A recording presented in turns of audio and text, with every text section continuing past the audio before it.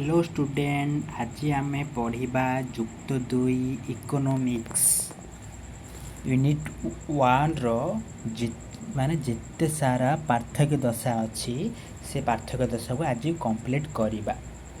प्रथम है मुक्त द्रव्य अर्थनैतिक द्रव्य। मुक्त द्रव्यर अन्य नाम हूँ अबाध लब्ध द्रव्य, माने जो गुड़ाक फ्री रे मिले, माने जो गुड गुड़ाक फ्री मिले। यहाँ हूँ इकोनॉमिक गुड।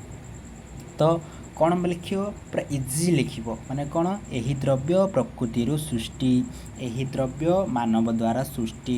उदाहरण कौन ना प्रकृति कौन कौन सृष्टि हुए, जल वायु सूर्यरश्मि अम्लजान इत्यादि। आउ अर्थनैतिक द्रव्यर 2 पॉइंट कौन ना कोड़ा कोड़ा पैसा देले मिले, बही कलम मोटर गाड़ी टेबुल खाता इत्यादि। यार 3 पॉइंट कौन, यार व्यवहार मूल्य अच्छी किंतु विनिमय मूल्य नहीं। यार व्यवहार मूल्य देख, तुम जलटा को व्यवहार कर, वायुटा को व्यवहार कर, सूर्यरश्मि एगुड़ाक तुम कौन विनिमय माने कौन एक्सचेंज कर कि माने पैसा केमती पैसा तुमको विनिमय कले जमी आमको बिस्केट मिले, बही खाता कलम मिले, यहाँ सेमती किसी मिलबनी, यार विनिमय मूल्य नहीं। किंतु अर्थनैतिक द्रव्यर उभय व्यवहारिक मूल्य अच्छी, विनिमय मूल्य देख आम किसी टंका देले बही मिला, किसी टंका देले खाता मिले, यहाँ को विनिमय कहुए। व्यवहारिक माने आम जो बहीटा को लिखा यहाँ हूँ व्यवहारिक। यार दाम नहीं, यार दाम अच्छी, यार स्वल्पता नहीं, यार स्वल्पता अच्छी। स्वल्पता माने कौन, दुष्प्राप्यता माने कौन ताହାର दुष्प्राप्यता रही। यार स्वल्पता किसी ना, यार अधिक अधिक जल बेले अधिक मिल पार, अपर्याप्त वायु अधिक मिल पार है। तापर आउ गोटे मनरू मैं कहूँ कौन सी व्यक्तिर मुक्त द्रव्य उपर मालिकाना न थाए। यहाँ कौन अर्थनैतिक द्रव्य व्यक्ति बा संघर अर्थनैतिक द्रव्य उपर मालिकाना थाए ना। ये कौन यही द्रव्य गुड़िकर जोगाण चाहिदा तुलन में अधिक, माने कौड़ा मुक्त द्रव्यर। अर्थनैतिक द्रव्य कौन ना अर्थनैतिक द्रव्य गुड़िकर जोगाण चाहिदा तुलन में कम। आउ 2टा पॉइंट एक्सट्रा कहली, जदि लिख ना एतिक लिखिदेले भी तुम 3 ରୁ 3 पाइब। उपभोग द्रव्य उत्पादक द्रव्य, जो द्रव्य प्रत्यक्ष भाव में मानवर अभाव पूरण करिथाए उपभोग द्रव्य कहुए। उत्पादक माने जो द्रव्य परोक्ष भाव में मानवर अभाव पूरण करिथाए उत्पादक द्रव्य कहुए।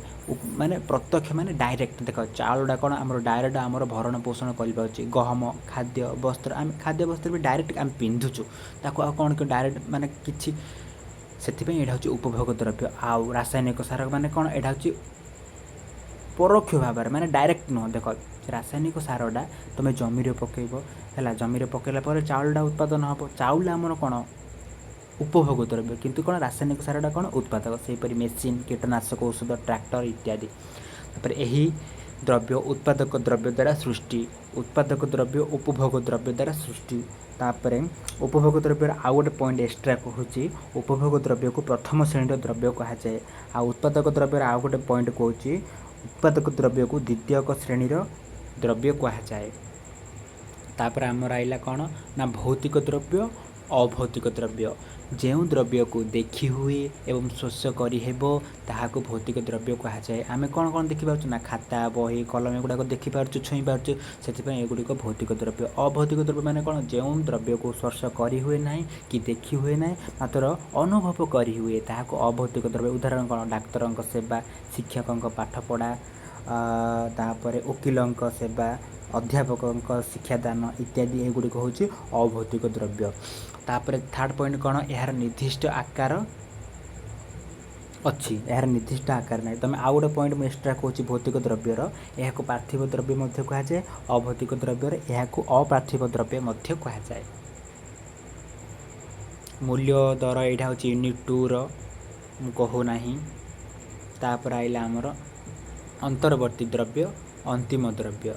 अंतर्वर्ती द्रव्य माने कौन, जो द्रव्य अन्य द्रव्य उत्पादन में व्यवहृत हुए ताहाको अंतर्वर्ती द्रव्य। कौन ना उदाहरण कंचामाल अर्धनिर्मित द्रव्य एगुड़ाक कौन, कंचामाल आनिले सीना आम मनकर गोटे कंपानी तैयारी होची, से मनकर कंचामाल लुहा दरकार, लुहा आनिले सीना लुहार सबू आमर जो तैयारी हुए से गुड़ाक माने तैयारी हम। अर्धनिर्मित द्रव्य यह उदाहरण अर्थात खट पाई काठ, पोशाक पाई कपा, रुटी पाई अटा इत्यादि अंतर्वर्ती द्रव्यर उदाहरण। आउ अंतिम द्रव्य माने कौन अंतिम द्रव्य कहले फाइनाल गुड है जोड़ा लास्ट प्रोडक्ट हम अंतिम द्रव्य कहले से ही द्रव्य को बुझाए जहाँ चूड़ांत चूड़ांत माने फाइनाल है चूड़ांत द्रव्य हिसाब से बजार में उपभोग द्रव्य कि उत्पादक द्रव्य हिसाब से विक्रय होता है न तुम किसी ना लिख अंतिम द्रव्य कहले चूड़ांत द्रव्य को बुझाए जहाँ बजार में बिक्री कराए ये लिखिदेले भी हो कौन बजार में कौन टीवीटा देख टीवीटा पूरा कंचामाल प्लास्टिक फ्लास्टिक सब तैयारी है टीवीटा तैयारी सेमती कार कंचामाल कौन टायर आमर जहाँ भी स्टील फिल एगुड़ाक होमर कारटा उत्पादन लगे कौन फाइनाल गुड से टीवी कार फैन पुस्तक इत्यादि यार उदाहरण तापरे अंतर्वर्ती द्रव्य जातीय आय आकलन कला बेले अंतर्वर्ती द्रव्य को विचार को निया जाए नहीं किंतु अंतिम द्रव्य रे जातीय आय आकलन कला बेले विचार को निया जाए घरोई द्रव्य सर्वसाधारण घरोई द्रव्य प्राइवेट गुड सर्वसाधारण माने कौन लोकल गुड बा गवर्नमेंट गुड